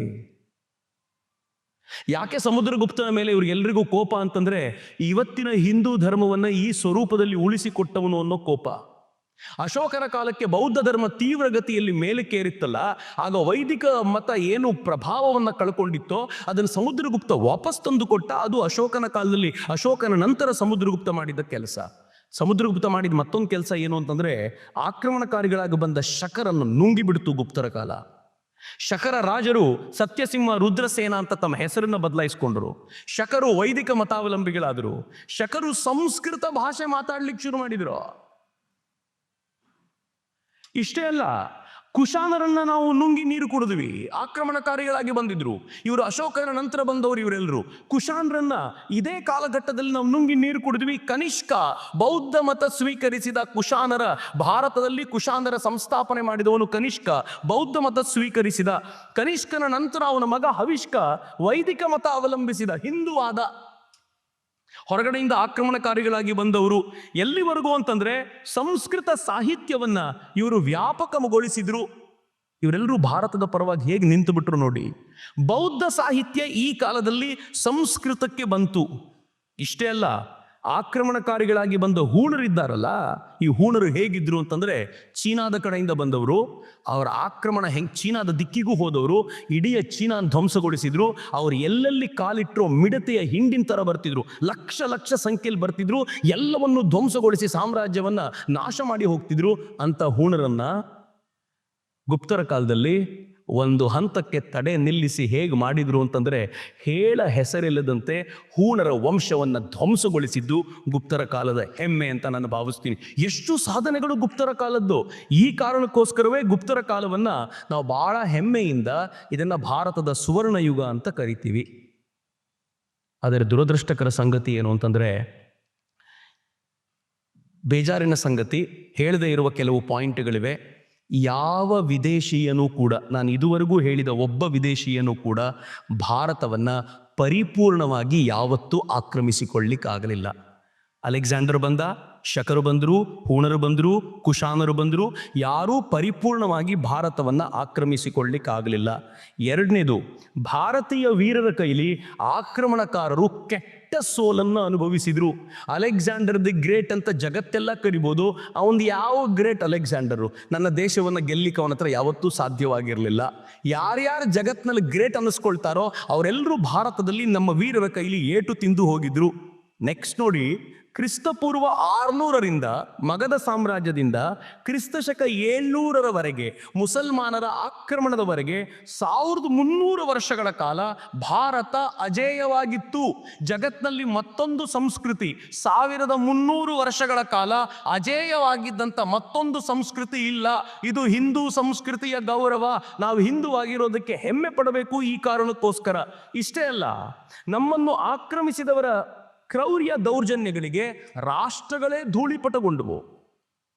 ಎಂತೆಂಥ ರಾಷ್ಟ್ರಗಳು ಧೂಳಿಪಟಗೊಂಡವು. ಅಲೆಕ್ಸಾಂಡರ್ನ ಆಕ್ರಮಣಕ್ಕೆ ಪರ್ಷಿಯಾ, ಆಮೇಲೆ ಪರ್ಷಿಯನ್ರು ಅರಬ್ಬರು ಒಬ್ಬರು ಮತ್ತೊಬ್ಬರನ್ನ ಧೂಳಿಪಟಗೊಳಿಸಿ ಅಡ್ರೆಸ್ ಇಲ್ದಂತೆ ಮಾಡಿದ್ರು. ಇವರೆಲ್ಲರೂ ಭಾರತಕ್ಕೆ ಬಂದರು, ಅವರದ್ದೇ ಅಡ್ರೆಸ್ ಇಲ್ದಂತಾಯ್ತು. ಹೆಮ್ಮೆ ಪಡಬೇಕಾಗಿರುವಂಥ ಸಂಗತಿ ನನ್ನ ದೇಶದ ಕುರಿತಂತೆ ಇದು. ಇಷ್ಟೆಲ್ಲ ಜನ ಧ್ವಂಸಗೊಂಡ್ರು, ಭಾರತಕ್ಕೆ ಬಂದು ಭಾರತಕ್ಕೆ ಶರಣಾಗುವಂಥ ಸ್ಥಿತಿ ಬಂತಲ್ಲ, ಇದು ಭಾರತದ ವೈಶಿಷ್ಟ್ಯ ಅಂತ. ಆದರೆ ಇಲ್ಲಿಗೆ ಮುಗಿಲಿಲ್ಲ. ಯಾರ್ಯಾರು ಶರಣರಾದರೋ ಇಲ್ಲಿನ ನೆಲ ಗಾಳಿಯ ಗುಣ ಹೀರಿ ದುಷ್ಟ ಪ್ರವೃತ್ತಿ ಕಡಿಮೆ ಮಾಡಿಕೊಂಡು ತಾವು ವಿದೇಶಿಯರು ಅನ್ನೋದನ್ನು ಮರೆತೇ ಹೋಗ್ಬಿಟ್ರು ಅಂತ. ಅದಕ್ಕೆ ಸಾವರ್ಕರ್ ಒಂದು ಒಳ್ಳೆ ಮಾತನ್ನು ಹೇಳ್ತಾರೆ. ನಂಗೆ ಬಹಳ ಇಷ್ಟ ಆಗೋ ಮಾತು ಸಾವರ್ಕರ್ದ್ರಲ್ಲಿ. ಅವ್ರು ಹೇಳ್ತಾರೆ, ಎಲ್ಲಾದರೂ ಒಂದು ದೊಡ್ಡ ಸ್ಥಳದಲ್ಲಿ ನಿಂತ್ಕೊಂಡು ಇಲ್ಲಿ ಶಕರು ಯಾರಿದ್ದೀರಿ ಅಂತ ಕೇಳಿದರೆ ಯಾವೊಬ್ಬನೂ ಎದ್ದು ಬರೋದಿಲ್ಲಂತೆ. ಇಲ್ಲಿ ಹೂಣರು ಯಾರಿದ್ದೀರಿ ಅಂತ ಕೇಳಿದರೆ ಯಾರೂ ಎದ್ದು ಬರೋದಿಲ್ವಂತೆ. ಕುಶಾನರು ಯಾರಿದ್ದೀರಿ, ಯಾರೂ ಬರೋದಿಲ್ಲ. ಗ್ರೀಕರು ಯಾರಾದರೂ ಇದ್ದೀರಾ ಇಲ್ಲಿ ಅಂದರೆ ಯಾರೂ ಬರೋದಿಲ್ಲ. ಆದರೆ ಹಿಂದೂ ಯಾರಿದ್ದೀರಿ ಇಲ್ಲಿ ಅಂತ ಎತ್ತರದ ಸ್ಥಳದಲ್ಲಿ ನಿಂತ್ಕೊಂಡು ಕೇಳಿದರೆ ಜಗತ್ತಿನ ಮೂಲೆ ಮೂಲೆಯಿಂದ ದನಿ ಬರುತ್ತೆ, ನಾನಿದ್ದೀನಿ ಅಂತ. ಏನು ಅದ್ಭುತ ಇದು! ಇಷ್ಟು ಜನರ ಆಕ್ರಮಣದ ನಂತರ, ಇಷ್ಟು ಸುದೀರ್ಘ ಕಾಲದ ಹೋರಾಟದ ನಂತರ ಹಿಂದೂ ಮಾತ್ರ ಬಲವಾಗಿ ಉಳಿದು ಬಿಟ್ಟ ಅನ್ನೋದು ಬಹಳ ವಿಶೇಷ. ಹಿಂದೂ ಉಳಿದ ಅಂತಂದ್ರೆ ಏನ್ ಅರ್ಥ ಮಿತ್ರರೇ? ಹಿಂದೂ ಉಳಿದ ಅಂತಂದ್ರೆ ಏನ್ ಅರ್ಥ ಅಂತಂದ್ರೆ, ರಾಮಾಯಣ ಮತ್ತು ಮಹಾಭಾರತಗಳು ಉಳಿದಿವೆ ಇವತ್ತಿಗೂ ಕೂಡ. ರಾಮ ಹುಟ್ಟಿ 8,000 ವರ್ಷ ಆಯಿತು. ಕಲಿಯುಗ ಶುರುವಾಗಿ 5,100ನೇ ವರ್ಷ, 5,100 ಚಿಲ್ಲರೆ ವರ್ಷ ನಡೀತಾ ಇದೆ ಕಲಿಯುಗ ಶುರುವಾಗಿ. ಅಂದ್ರೆ ಆವಾಗ ಮಹಾಭಾರತ ಯುದ್ಧ ಮುಗಿದಿದೆ. ಆ ಮಹಾಭಾರತ ಯುದ್ಧ ಮುಗಿದು 5,000 ವರ್ಷ ಆಗೋಯ್ತು. ಇನ್ನು ರಾಮಾಯಣವೂ ಇದೆ, ಮಹಾಭಾರತವೂ ಇದೆ. ಹಿಂದೂ ಇದ್ದಾನೆ ಅಂತಂದ್ರೆ ಬರೀ ಹಿಂದೂ ಮಾತ್ರ ಇಲ್ಲ, ಹಿಂದೂ ಪರಂಪರೆಯನ್ನು ಉಳಿಸ್ಕೊಂಡಿದ್ದಾನೆ. ವಿಶ್ವಾಮಿತ್ರರು ಯಾರು ಅಂತಂದ್ರೆ ಅವ್ರ ಬದುಕು ಗೊತ್ತಿಲ್ಲ ಅಂತಂದ್ರು, ಹೆಸರು ಈ ದೇಶದ ಪ್ರತಿಯೊಬ್ಬ ಹಿಂದುವಿಗೂ ಗೊತ್ತಿದೆ. ಭರದ್ವಾಜರು ಯಾರು ಅಂತ ಗೊತ್ತಿದೆ, ಅತ್ರಿ ಯಾರು ಅಂತ ಗೊತ್ತಿದೆ, ಗೌತಮರು ಯಾರು ಅಂತ ಗೊತ್ತಿದೆ, ವ್ಯಾಸರು ಯಾರು ಅಂತ ಗೊತ್ತು, ವಾಲ್ಮೀಕಿ ಯಾರು ಅಂತ ಗೊತ್ತು. ಯಾವ ಕಾಲದಲ್ಲಿ ಇದ್ದವರು ಅವರು, ಇವತ್ತಿಗೂ ಕೂಡ ನೆನ್ನೆ ಮೊನ್ನೆ ಬದುಕಿದ್ದವ್ರ ತರ ಅವರ ನೆನಪನ್ನು ಉಳಿಸ್ಕೊಳ್ಳಿಕ್ಕೆ ಸಾಧ್ಯ ಆಗಿದೆಯಲ್ಲ. ಇಷ್ಟು ಆಕ್ರಮಣದ ನಂತರ ಇದು ಹಿಂದುತ್ವದ ಗಟ್ಟಿತನ ಅಂತ ಭಾವಿಸಬೇಕಾಗಿದೆ ಅಂತ. ಅಯೋಧ್ಯೆ ಯಾವಾಗ ರಾಮ ಮಂದಿರ ಇದ್ದಿದ್ದು? ರಾಮ ಮಂದಿರವನ್ನ ಕೆಡವಿಯೇ 500 ವರ್ಷಗಳು ಕಳೆದೋದ್ವು. ಅದಕ್ಕಿಂತ ಮುಂಚೆ ಆ ರಾಮ ಮಂದಿರವನ್ನು ಕಟ್ಟಿದವರು ಯಾರು, ರಾಮ ಮಂದಿರದ ವೈಭವ ಹೇಗೆ, ಇದೆಲ್ಲವನ್ನು ನೆನಪಿಸಿಕೊಂಡ್ರೆ ಅಷ್ಟು ವರ್ಷದ ನಂತರ ಇವತ್ತಿಗೂ ರಾಮ ಮಂದಿರ ಇದೆ. ಮಥುರೆಯ ಮಂದಿರವನ್ನು ಪುನರ್ ನಿರ್ಮಾಣ ಮಾಡಬೇಕು ಅಂತ ಇವತ್ತಿಗೂ ಪ್ರತಿಯೊಬ್ಬ ಹಿಂದುವು ತನ್ನ ಹೃದಯದಲ್ಲಿ ಬಚ್ಚಿಟ್ಕೊಂಡಿರುವಂತ ಆಸೆಯನ್ನ ಹಾಗೆ ಉಳಿಸ್ಕೊಂಡಿದ್ದಾನೆ. ಹೇಗೆ ಸಾಧ್ಯ ಇದು? ಈ ಪರಂಪರೆಯನ್ನು ಅರ್ಥ ಮಾಡ್ಕೊಂಡ್ರೆ ಗೊತ್ತಾಗತ್ತೆ. ಇವತ್ತಿಗೂ ಮಕ್ಕಳಿಗೆ ಹಿಂದೂ ಹೆಸರಿಡ್ತೀವಿ ನಾವು. ಒಂದಷ್ಟು ಕಾಲ ಇತ್ತು ಡಿಂಕಿ ಪಿಂಕಿ ಅಂತೆಲ್ಲ ಹೇಳ್ತಿದ್ವಿ. ಈಗ ಹೆಂಗಿದೆ ಗೊತ್ತಾ, ಒಳ್ಳೆ ಸಂಸ್ಕೃತ ಹೆಸರು ಹುಡುಕಬೇಕು ಅಂತ ಏನೋ ಒಂದು ಹೆಸರಿಟ್ಬಿಡ್ತಾರೆ.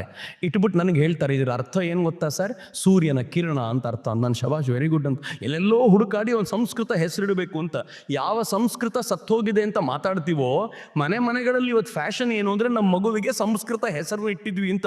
ಹಿಂದೂ ಅನ್ನೋದು ಹೇಗೆ ರಿಜುವೆನೇಟ್ ಆಗ್ತಿದೆ ಅಂತ, ನಾಶ ಆಗಬೇಕಿತ್ತಲ್ಲ ಈ ದೃಷ್ಟಿಯಿಂದ. ಆದರೆ ಹಿಂದೂ ಅನ್ನೋದು ರಿಜುವೆನೇಟ್ ಆಗ್ತಾ ಇದೆ ಅಂತ. ವೇದ, ಉಪನಿಷತ್ತು, ಗೀತೆ ಇವತ್ತಿನವರೆಗೂ ಒಂದು ಚೂರು ಮುಕ್ಕಾಗದಂತೆ ಬದುಕಿದೆಯಲ್ಲ, ಇದು ಭಾರತದ ವೈಶಿಷ್ಟ್ಯ ಅಂತ.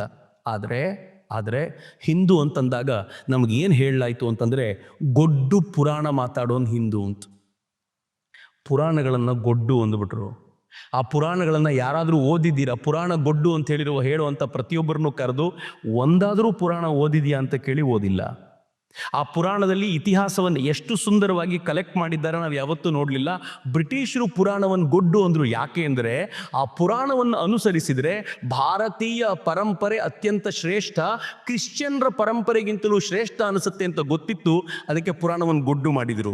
ನೆಕ್ಸ್ಟ್ ಹೇಳಿದರು, ವಿದೇಶಿಯರ ಭಾರತ ಆಕ್ರಮಣ ಮಾಡಿದ್ರು, ಹಿಂದೂಗಳು ಸೋತರು. ನಾವು ಇವತ್ತಿಗೂ ನಂಬ್ಕೊಂಡು ಕೂತಿದ್ದೀವಿ. ಮೂರನೇದು ಹೇಳಿದರು, ಹಿಂದೂ ಇತಿಹಾಸ ಅಂತಂದರೆ ಜಾತಿ ಸತಿಗಳಂತ ಅನಿಷ್ಟ ಪದ್ಧತಿ. ಇವತ್ತು ಕೇಳಿ ನೋಡಿ ನಮ್ಮ ಕಾಲೇಜಿನ ಹುಡುಗರನ್ನ, ನಿಂಗೆ ಹಿಂದೂ ಅನ್ಸುತ್ತಾ? ತುಂಬ ಚೆನ್ನಾಗಿದೆ. ಇತ್ತೀಚೆಗೆ ಒಂದು ಮೀಮ್ ನೋಡಿದೆ ನಾನು. ಒಬ್ಬ ಮುಸಲ್ಮಾನ್ ಬಂದು ಹೇಳ್ತಾನಂತೆ, ನಾನೊಬ್ಬ ಮುಸ್ಲಿಂ, ಭಾಳ ಹೆಮ್ಮೆ ಇದೆ ನನಗೆ. ಒಬ್ಬ ಕ್ರಿಶ್ಚಿಯನ್ ಬಂದು ಹೇಳ್ತಾನಂತೆ, ನಾನೊಬ್ಬ ಕ್ರಿಶ್ಚಿಯನ್, ನಂಗೆ ಭಾಳ ಹೆಮ್ಮೆ ಇದೆ ಅಂತ. ಒಬ್ಬ ಹಿಂದೂ ಬಂದರೆ, ನಾನು ಆ್ಯಕ್ಚುಲಿ ಹಿಂದೂ ಅಂತೇನಲ್ಲ, ನಾನೊಂಥರ ಯಾವ ದೇವರನ್ನು ಪೂಜೆ ಮಾಡೋನಲ್ಲ, ನಾನು ಎಲ್ಲರನ್ನೂ ಇಷ್ಟಪಡುವ. ಅವನು ಹಿಂದೂ ಆಗಿರ್ತಾನೆ, ಮನೆಯಲ್ಲಿ ದೇವಸ್ಥಾನದಲ್ಲಿ ಮನೆಯಲ್ಲಿ ದೇವರ ಕೊನೆಯಲ್ಲಿ ಚೆನ್ನಾಗಿ, ಅದು ಹಿಂದೂ ಅಂತ ಹೇಳ್ಕೊಳ್ಳಿಕ್ಕೆ ಏನೋ ನಾಚಿಕೆ. ಯಾಕೆಂದರೆ ಯಾವ ಥರ ನಮ್ಮ ತಲೆಯಲ್ಲಿ ತುಂಬಲಾಗಿದೆ ಅಂತಂದರೆ, ಅತ್ಯಂತ ಅನಿಷ್ಟ ಪದ್ಧತಿಗಳ ನಾಡಿರೋದು ಹಿಂದೂ, ಜಾತಿ ಪದ್ಧತಿಗಳ ಆಗರ ಹಿಂದೂ, ಸತಿ ಪದ್ಧತಿ ಅಂತ ಕೆಟ್ಟ ಪದ್ಧತಿಯನ್ನ ಮಾಡ್ತಾ ಇದ್ದವ್ರು ಹಿಂದೂಗಳು ಈಗ ಹೇಳ್ಕೊಂಡು ಬಂದಿದ್ದಾರೆ. ಮಿತ್ರ, ಬಹಳ ಜನರಿಗೆ ಗೊತ್ತಿಲ್ಲ, ಹೆಣ್ಣು ಮಕ್ಕಳನ್ನ ವಿಚ್ ಅಂತ ಕರೆದು ಕಲ್ಲುಗಳಲ್ಲಿ ಹೊಡೆದು ಕೊಲ್ತಾ ಇದ್ದವ್ರು ಕ್ರಿಶ್ಚಿಯನ್ರು. ವಿಚ್ ಹಂಟ್ ಅಂತ ಕರೀತಾರೆ ಅದನ್ನ. ನೀವು ಜಾತಿ ಪದ್ಧತಿಯ ಬಗ್ಗೆ ಮಾತನಾಡ್ತೀರಿ. ಜಾತಿ ಆದರೂ ಅದಕ್ಕೊಂದು ರೂಲು ರೆಗ್ಯುಲೇಷನ್ಸ್ ಏನಾದರೂ ಇದೆ. ಅಮೆರಿಕಾದಲ್ಲಿ ಕಪ್ಪು ಜನರನ್ನ ಕಂಡ್ರೆ ವರ್ಣಭೇದ ನೀತಿಯನ್ನು ಅನುಸರಿಸ್ತಾರೆ. ಬಣ್ಣ ನೋಡಿ, ಬಣ್ಣಕ್ಕೂ ಒಬ್ಬ ವ್ಯಕ್ತಿ ಇದಕ್ಕೇನಾದರೂ ಸಾಮ್ಯ ಇದೆಯಾ? ಆದರೆ ಅವನು ಭಾಳ ಹೆಮ್ಮೆಂದು ಹೇಳ್ಕೊಳ್ತಾನೆ, ಐ ಎಮ್ ಎ ಕ್ರಿಶ್ಚಿಯನ್ ಅಂತ. ನನ್ನನ್ನೇನಾದರೂ ಕೇಳಬೇಕಾದ್ರೆ ಭಾಳ ನಾಚಿಕೆ ಅನ್ಸುತ್ತೆ, ನಾನು ಹಿಂಗಿದ್ದೀನಿ ಅನ್ನೋದು ಹಿಂದೂ ಅಂತ ಹೇಳ್ಕೊಳ್ಳಿಕ್ಕೆ. ಇವರ ಶ್ರದ್ಧೆಯ ವೇದಗಳು ಹೆಚ್ಚಂದರೆ 3,000 ವರ್ಷಗಳಷ್ಟು ಹಳೆಯವು, ಹಾಗಂತ ನಮ್ಗೆ ಇವತ್ತಿಗೂ ಹೇಳಲಾಯಿತು.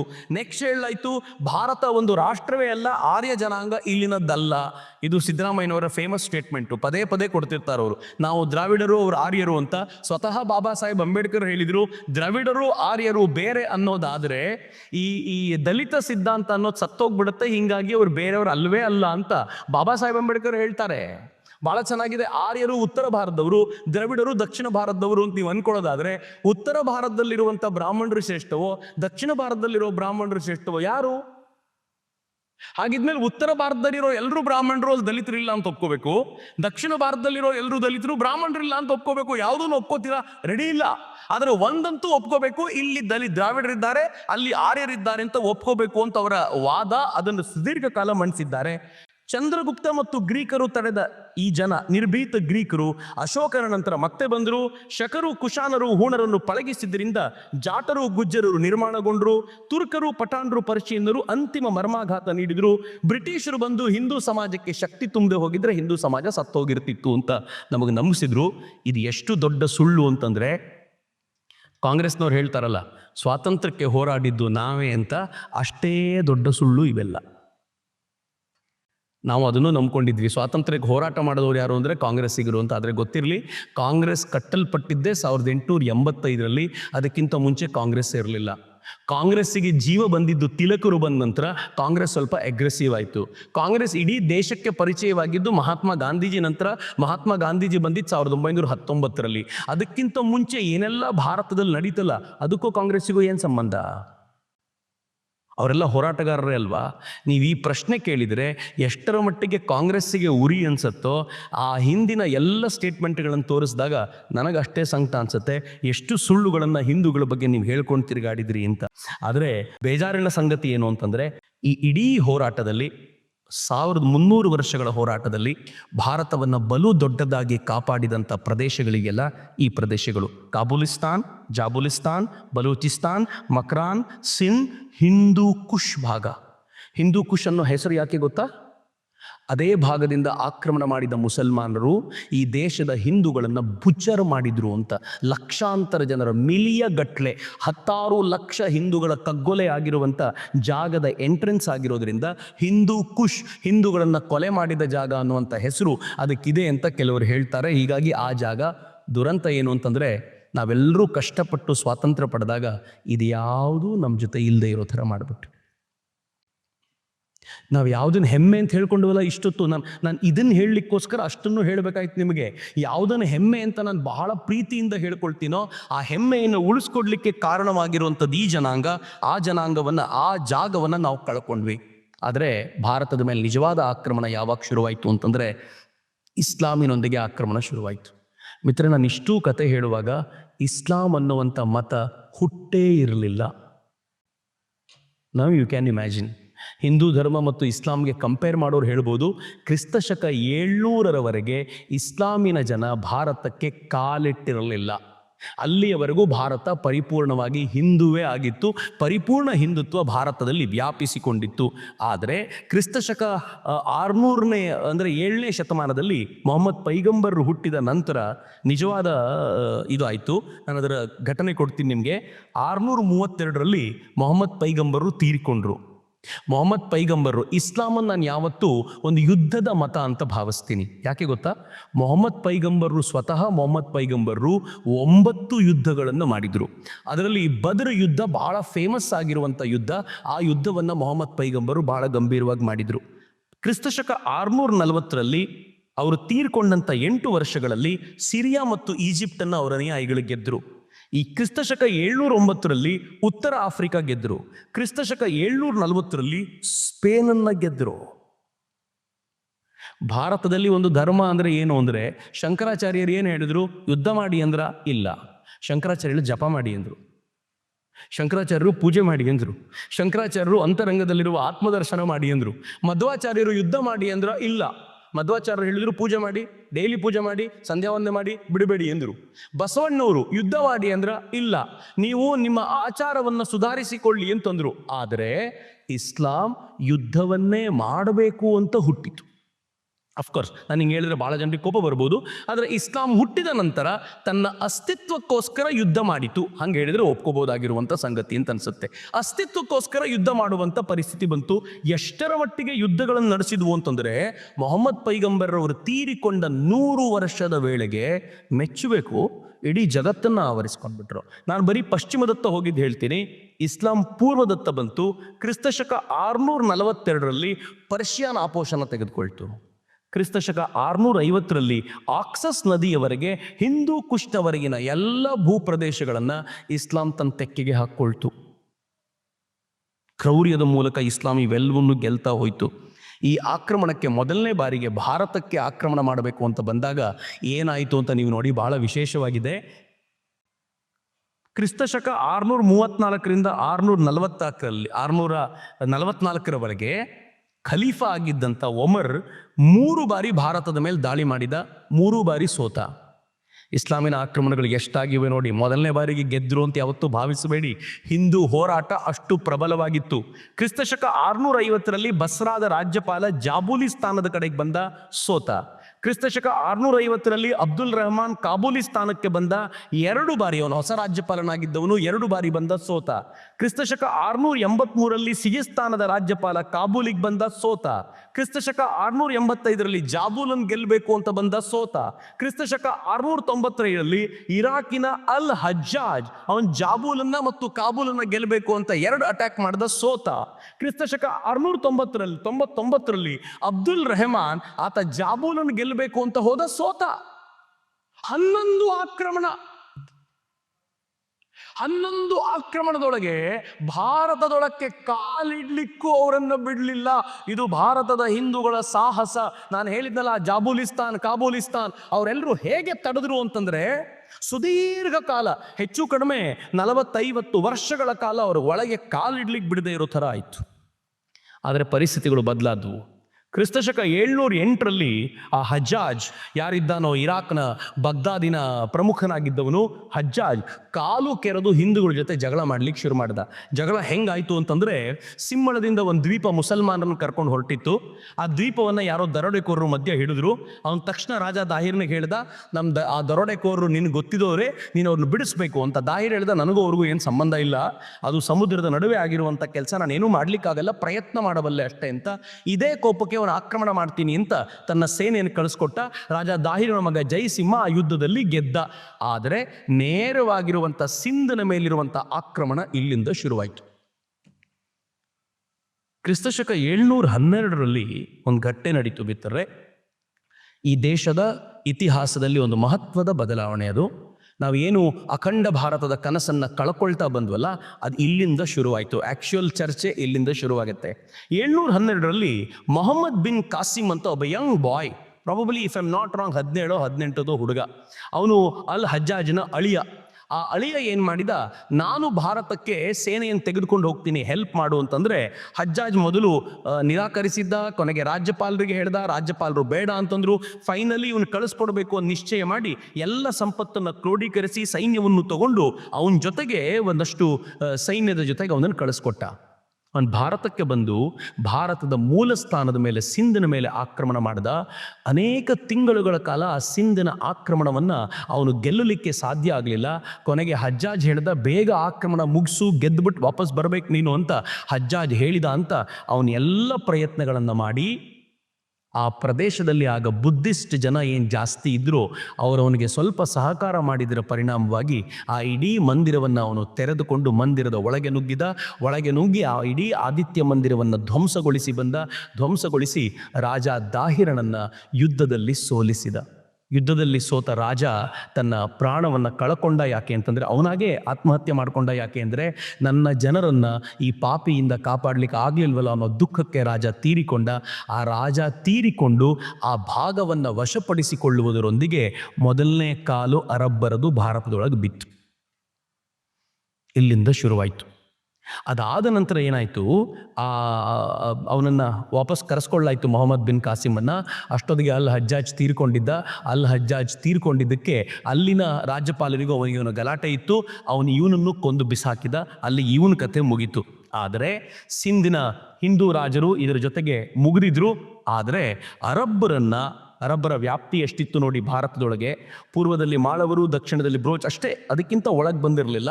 ಕೆಳಗಡೆ ಸೌರಾಷ್ಟ್ರ, ಮೌರ್ಯರು, ಗುರ್ಜರರು ಇಷ್ಟನ್ನ ಅವರು ತಮ್ಮ ತೆಕ್ಕೆಗೆ ಇಟ್ಕೊಂಡಿದ್ರು. ಆದರೆ ಅರಬ್ಬರ ವಿರುದ್ಧದ ಕಾದಾಟದಲ್ಲಿ ಪ್ರತಿಹಾರದ ನಾಗಪಟ, ಚಾಲುಕ್ಯರ ಪುಲಕೇಶಿ, ಕಾಶ್ಮೀರದ ಲಲಿತಾದಿತ್ಯ ಅರಬ್ಬರ ವಿರುದ್ಧ ಎಂಥ ಫೈಟ್ ಸಂಘಟನೆ ಮಾಡಿದರು ಅಂತಂದರೆ, ಅರಬ್ಬರು ಭಾರತದಿಂದ ಅಂತ್ಯಗೊಂಡರು.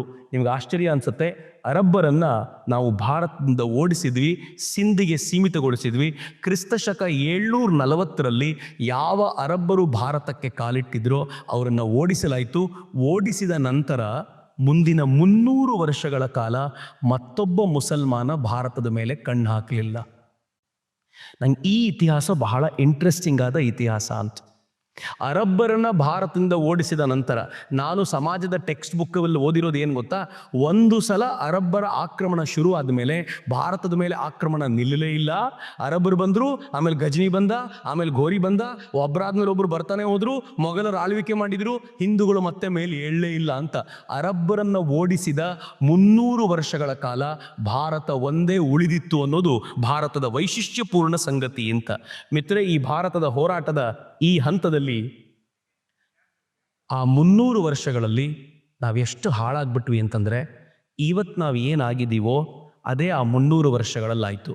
ಇವತ್ತೇನಾಗಿದ್ದೀವಿ ಅಂತಂದರೆ, ಭೋಗ ಸಂಪತ್ತಿನ ದಾಸ್ಯ, ಚಾರಿತ್ರ್ಯ ನಷ್ಟ, ಧಾರ್ಮಿಕ ಸಾಮಾಜಿಕ ಜೀವನ ಶಿಥಿಲ, ಅತಿಯಾದ ಅಹಿಂಸಾ ಮನಸ್ಥಿತಿ ಈ 300 ವರ್ಷಗಳಲ್ಲಿ ನಮ್ಗೆ ಬಂದ ನಂತರ ಆಮೇಲೆ ಆಕ್ರಮಣ ಶುರುವಾಯ್ತಲ್ಲ ಈ ದೇಶದ ಮೇಲೆ, ನಮ್ಮ ಹತ್ರ ತಡಿಲಿಕ್ಕೆ ಸಾಧ್ಯವೇ ಆಗಲಿಲ್ಲ.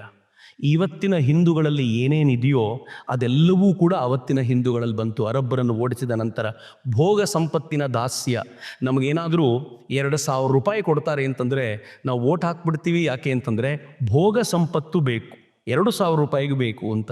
ನಮಗೆ ಬಸ್ ಟಿಕೆಟ್ ಫ್ರೀ ಕೊಡ್ತಾರೆ ಅಂತಂದರೆ ಓಟ್ ಹಾಕ್ತೀವಿ. ಯಾಕೆ ಅಂತಂದರೆ ಇದರಿಂದ ನನ್ನ ಧರ್ಮಕ್ಕೆ ನಷ್ಟ ಆದರೂ ಚಿಂತೆ ಇಲ್ಲ, ನನ್ನ ದೇಶಕ್ಕೆ ನಷ್ಟ ಆದರೂ ಚಿಂತೆ ಇಲ್ಲ, ನಾನು ಹಿಂಗೆ ಆಗಬೇಕು ಎನ್ನುವಂಥ ಪರಿಕಲ್ಪನೆ ಇದೆಯಲ್ಲ, ಈ ಕಲ್ಪನೆಯನ್ನು ನಾವು ಕಟ್ಕೊಂಡಿದ್ದೀವಿ. ಅದು ಈಗಲೂ ಇದೆ ನಮಗೆ.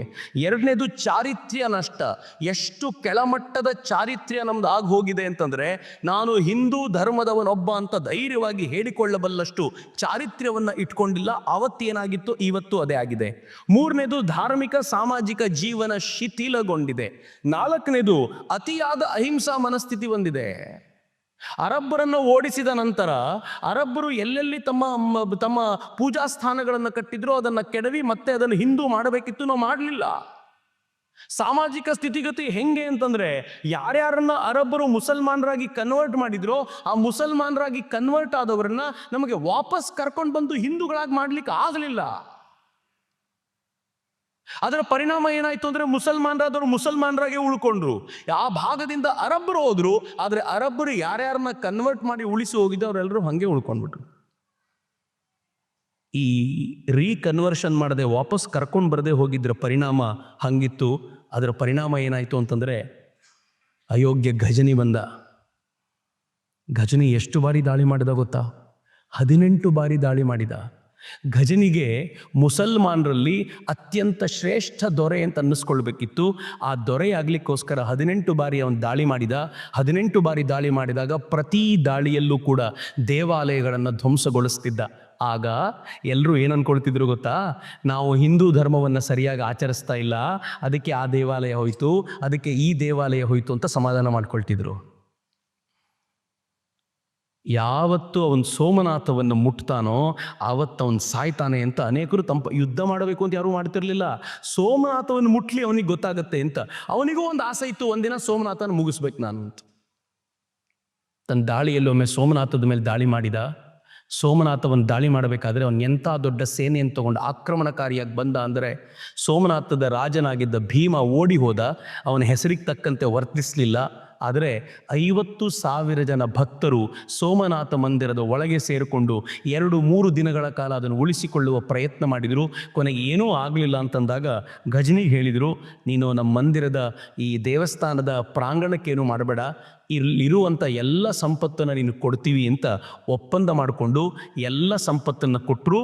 ಅವನೇನು ಮಾಡಿದ, 50,000 ಹಿಂದೂಗಳ ಕಗ್ಗೊಲೆ ಮಾಡಿ ಆ ದೇವಸ್ಥಾನದಲ್ಲಿರುವಂಥ ಆ ವಿಗ್ರಹವನ್ನು ಚೂರು ಚೂರು ಮಾಡಿ ತನ್ನ ದೇಶಕ್ಕೆ ತೆಗೆದುಕೊಂಡು ಹೋಗಿ ತಾನು ನಡೆದಾಡುವಂಥ ಜಾಗಗಳಿಗೆ ಮೆಟ್ಟಿಲು ಮಾಡಿ ಹಾಕಿಕೊಂಡ. ಉದ್ದೇಶ ಏನಿತ್ತು ಗೊತ್ತಾ? ಒಂದು, ನಿಮ್ಮ ದೇವರನ್ನ ನಾನು ಹೀಗೆ ಮಾಡಿದ್ದೀನಿ ನೋಡಿ ಅಂತ ತೋರಿಸುವಂಥ ಉದ್ದೇಶ ಇತ್ತು.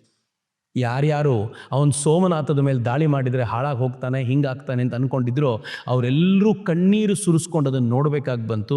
ಆದರೆ ಇಸ್ಲಾಮಿನ ಆಕ್ರಮಣ ಎಷ್ಟು ಭಯಾನಕವಾಗಿತ್ತು ಅಂದರೆ, ಬರ್ಬರವಾಗಿತ್ತು ಅಂತಂದರೆ ಅದನ್ನು ಸಹಿಸ್ಕೊಳ್ಳಿಕ್ಕಾಗಲಿಲ್ಲ. 18 ಬಾರಿ ಆಕ್ರಮಣ ಮಾಡ್ದ. ಮಿತ್ರರೆ, ಅವನ ದಾಖಲೆಗಳನ್ನು ಓದ್ತಿರಬೇಕಾದ್ರೆ ರಕ್ತ ಕುದಿಯುತ್ತೆ. ಪ್ರತಿ ಬಾರಿ ಭಾರತದಿಂದ ತನ್ನ ದೇಶಕ್ಕೆ ಹೋದಾಗ ಅಪಾರ ಸಂಪತ್ತನ್ನು ತೆಗೆದುಕೊಂಡು ಹೋಗ್ತಿದ್ನಲ್ಲ, ಆ ಸಂಪತ್ತನ್ನು ಅವನು ಒಂದು ಕಡೆ ರಾಶಿ ಹಾಕಿ ಜಗತ್ತಿನ ತನಗೆ ಸಂಪರ್ಕ ಇರೋ ಜಗತ್ತಿನ ಜನರನ್ನೆಲ್ಲ ಕರೆಸ್ಕೊಂಡು ಈ ಸಂಪತ್ತನ್ನು ತೋರಿಸ್ತಾ ಇದ್ದ. ಭಾರತದಿಂದ ತೆಗೆದುಕೊಂಡು ಬಂದಿರುವ ಸಂಪತ್ತು ಅಂತ, ಅದನ್ನು ನೋಡಲಿಕ್ಕೆ ಅಂತ ಜನ ಬಂದು ಹೋಗ್ತಿದ್ರು ಅಂತ. ಆ ಥರದ ವಸ್ತು ಪ್ರದರ್ಶನ ಮಾಡ್ತಿದ್ದ ಈ ದೇಶದ ಸಂಪತ್ತನ್ನು. 18 ಆಕ್ರಮಣಗಳು. ಅಷ್ಟು ವೀಕ್ ಆಗೋದ್ವಿ ನಾವು.